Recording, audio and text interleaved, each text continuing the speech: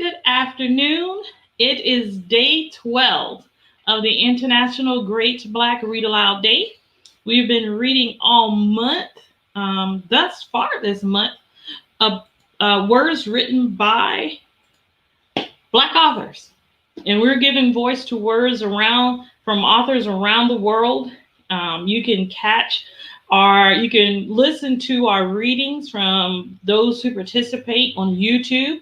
If you'd like your selection to be on YouTube, all we ask is that you read aloud something written by a Black person, post it, and tag us, and we'll pull it and put it on YouTube. Today is historical fiction and nonfiction, and we are happy to share with you. You can see that we are reading a selection from Night Song, written by Beverly Jenkins. I would say the queen of African American historical fiction. And we're going to get right into this, and then we'll wrap up. I hope everyone's having a good day today. This is the prologue. Georgia, 1864. The overhead door was heavy. 9-year-old Carol Lee Henson planted her bare feet firmly on the carved step in the earth and pushed with all her might. Her grandfather, Benjamin, had hidden her down here in the underground root cellar more than an hour ago. He had expressly forbidden her to show herself until he returned.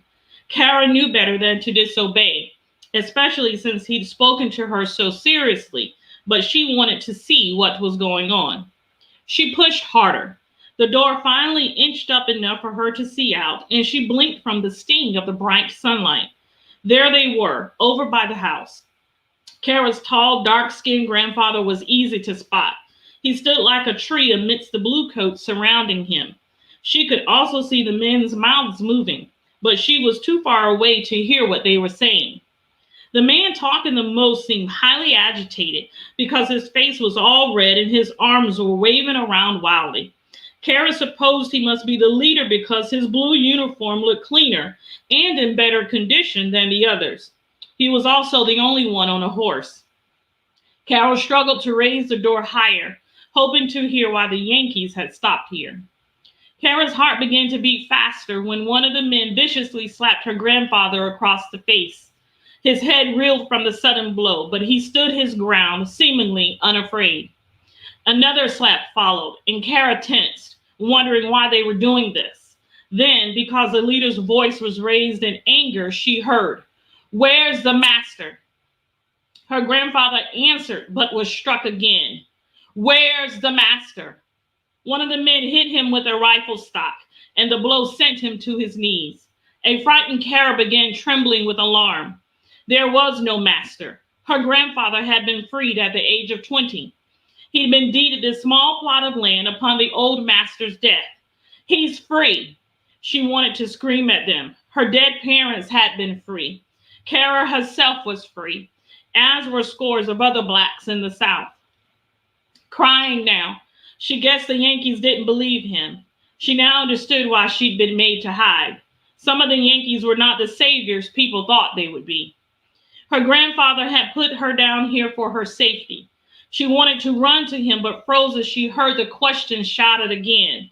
"Where's the master, old man?" The soldiers grabbed him roughly by the arms and forced him to stand. His head was bloodied, his eyes swollen closed. But Grandfather Benjamin had always been a proud, strong, free man, and in reply gave the only answer he could, the truth. The soldiers dragged him away from the house. The stand of trees and the blue backs of the men momentarily blocked Kara's view. When they broke, what she saw froze her heart, because even at 9, she knew.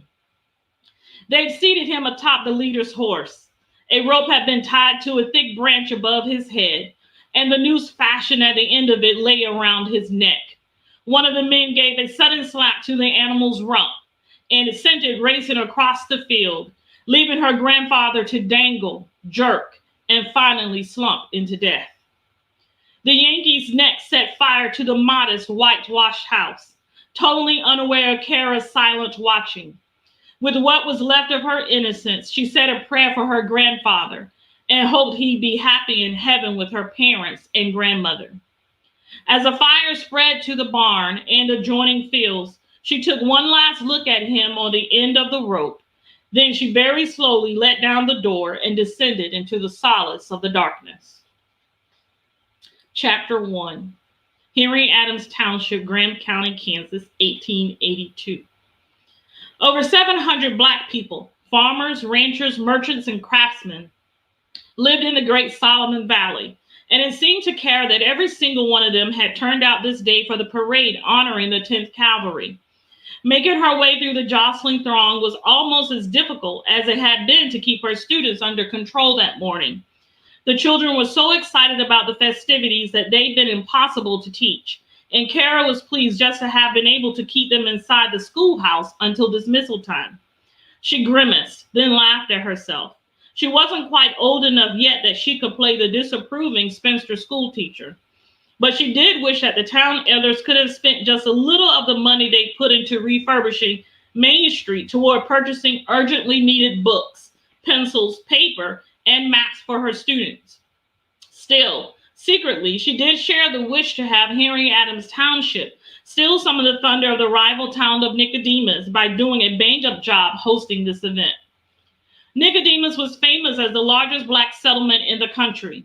It put its smaller sister towns in the shade, and Black people in Graham, Marion, Barton, and Rice counties, as well as those in the colony down in Cherokee County, established by Benjamin Pat Singleton and his Tennessee followers, justifiably wanted their day in the sun, and a fine day in the sun this was too. The succulent scents of whole pigs and sides of beef cooking on spits over the newly dug pit behind Randy Reed's blacksmith shop were making Kara's mouth water. Red, white, and blue bunting proudly draped the buildings. American flags flew on poles erected at 6-foot intervals along the new half-mile length of wooden walk. All the colors and movement infected Kara with a sense of gaiety, and the fresh baked pies, cookies, cakes, and lemonade being sold at a booth by the ladies of the AME church made her look forward to a fattening treat at the end of the day. Pushing her way through the throng, Kara at last was able to see her boarding house, such a short distance from school and so clearly visible at the end of the street on a normal day. Finally, she made it to the crowded front yard. The owner and operator of the house, Sophie Reynolds, had foregone the parade activities in order to personally supervise preparations for the dinner that night in honor of the 10th. Kara sighed.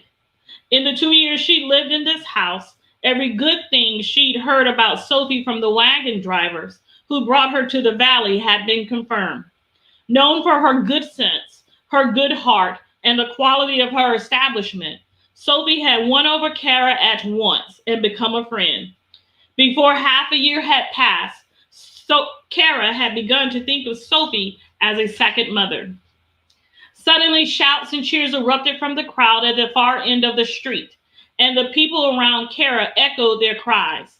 This was the moment everyone had been waiting for, the arrival of the 24 Black members of the 10th Cavalry. Eager to see them, the men and women in front of the boarding house surged forward, capturing Kara in their midst like a fly in amber and sweeping her along with them. The cheers greeting the mounted troopers, slowly making their way along the street, deafened Kara. People on the route fell in behind them, tears of pride shining in their eyes. They knew from their own struggles what these men and their brethren in the 9th Cavalry must have faced as they tried to prove themselves worthy of wearing the uniform of the United States Cavalry. As Kara had told her class that morning, the men of the 10th were also known as Buffalo Soldiers, a term of honor bestowed upon them by the Plains Indians. These men were legendary, despite being given used and worn-out equipment, harsh punishments, and an area to patrol and enforce that stretched from the Canadian border to the Rio Grande. The men had succeeded. They were highly decorated and were known as fierce fighters. They had the fewest court-martials and the lowest desertion rate in the frontier army. Yes, the people of the valley were proud. Black soldiers were their own, and outstanding examples of what members of the race could achieve in the face of limited opportunity and hardship. Kara smiled, watching some of the women dressed in their Sunday best shower the uniformed men with streamers, flowers, and hair ribbons. A few of the women, caught up in the excitement, ran up to the horses to hand the men wildflowers. May Dexter, daughter of the mayor, offered a bunch to the handsome mustached man leading the column. He graciously took the blooms, raised them to his lips, and handed them back with a dazzling smile. Kara seriously thought the girl would swoon right there in the road. "Isn't he gorgeous?" a woman exclaimed. Kara had to agree. He sat the big horse with ease, and the way he brought May's blooms to his mustached lips, a shock of recognition tore through Kara. It couldn't be. Chase Jefferson? The man she'd been waxing over was none other than the soldier with whom she'd had the run-in 2 years back. A stunned Kara watched Jefferson bring his men to a halt beneath the banner tied across Main Street that read, "Welcome, 10th Cavalry."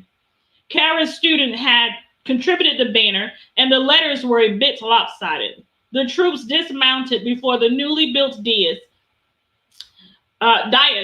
upon which sat assembled dignitaries and members of the press.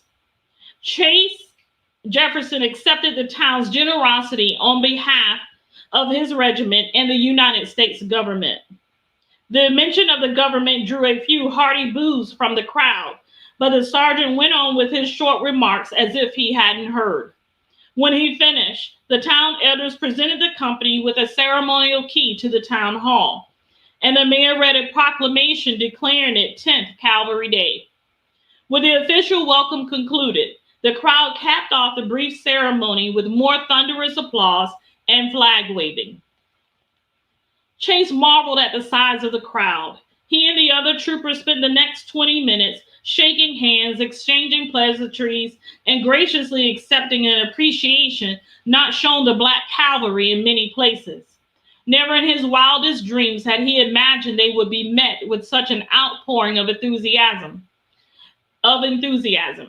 A fortunate few of his men had relatives either in town or in the surrounding area and would be spending this 10-day furlough in the bosom of family.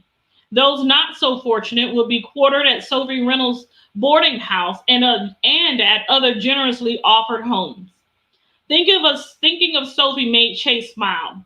He hadn't seen her in the decade of chaos following the war, but time and absence hadn't diminished his affection and regard for the woman who had positively influenced his life in so many ways.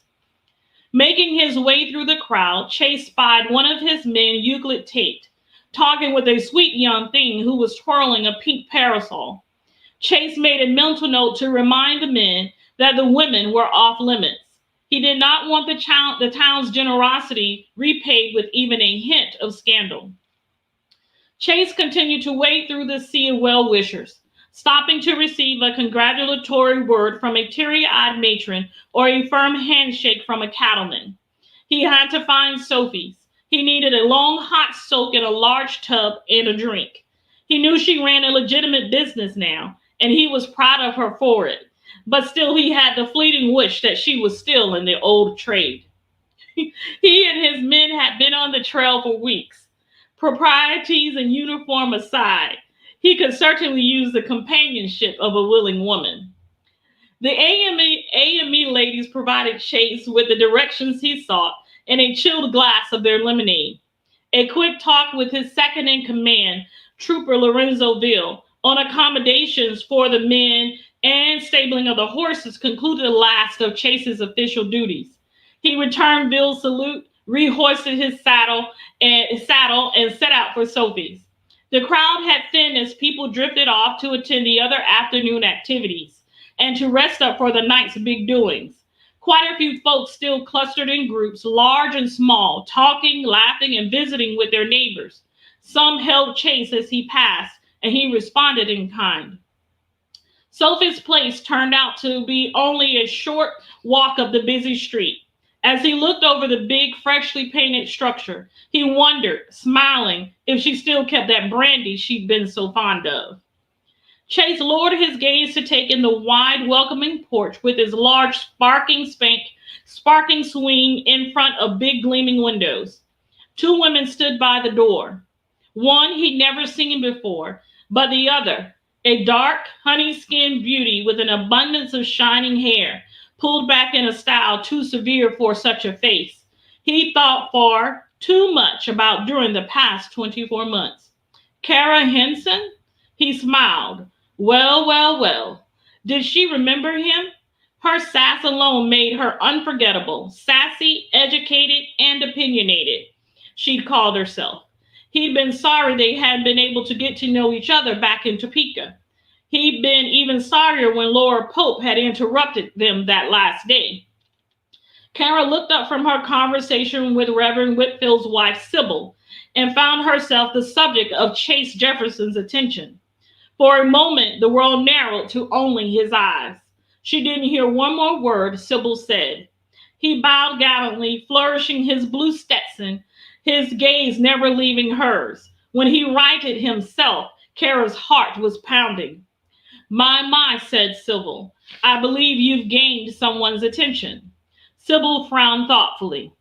Kara Lee Henson, do you know that handsome man? We are in the midst of the Great Black Read Aloud Day. It is day 12, and today is historical fiction and nonfiction. Our selection today has been from Beverly Jenkins' Night Song, one of her first novels, and it is a story of Kara and Chase. And we are celebrating by reading all month long. We are asking you to join us, join the fun. We want to remind you again today what has taken place all month. That is, we are reading from different topics and different subjects and genres. And tomorrow is wellness. And so we want you to find something written by someone who's Black on the topic of wellness. It could be a magazine article, it could be a book, it could be a short story, but we want it to deal with wellness. And so we will see you back here tomorrow for day 13 of the International Great Black Read Aloud Day. You're invited to follow us on social media at Black Read Aloud. We're also on YouTube at the International Great Black Read Aloud Day, where you're able to view and share all our videos of what we're doing all month long as part of the International Great Black Read Aloud Day, in which we're giving voices to words written by Black people around the world. Today has been, or is, still is, historical fiction and nonfiction. We've read from Night Song by Beverly Jenkins, and we want to invite you to do the same. Read something of historical nature, fiction or nonfiction today. Post it, tag us, and we'll see you back here tomorrow. Bye-bye.